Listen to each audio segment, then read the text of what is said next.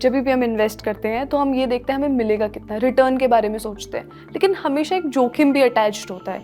तो रिस्क और रिटर्न को बैलेंस कैसे करें, कैसे चूज़ करें, कितनी रिस्क ली जाए कितनी नहीं ली जाए? रिस्क और रिटर्न का बैलेंस ऐसे है कि अगर मैं आपको बोलूं कि अगर मुझे एक म्यूचुअल फंड में डालना है और मैं बोलूं कि मुझे 1 साल में वो पैसा वापस चाहिए, कुछ भी रिटर्न आए चाहे फॉर एग्जांपल, तो मैं आपको बोलूँगा कि इक्विटी म्यूचुअल फंड में मत डालो।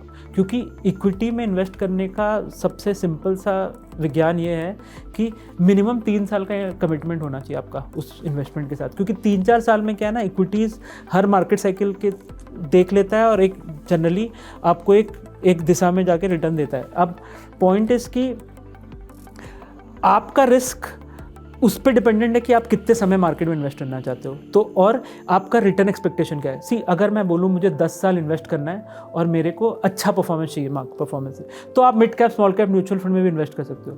बट आप बोलो कि यार मैं तो 6-7% मिल रहे थे मुझे एफडी में, मुझे तो 10% में मिल जाए या कुछ उससे थोड़ा ज़्यादा मिल जाए ओवर लॉन्ग टर्म, मैं खुश हूँ, तो आपको फिर अच्छे बैलेंस म्यूचुअल फंड्स और लार्ज कैप म्यूचुअल फंड में इन्वेस्ट करके भी रह सकते हो।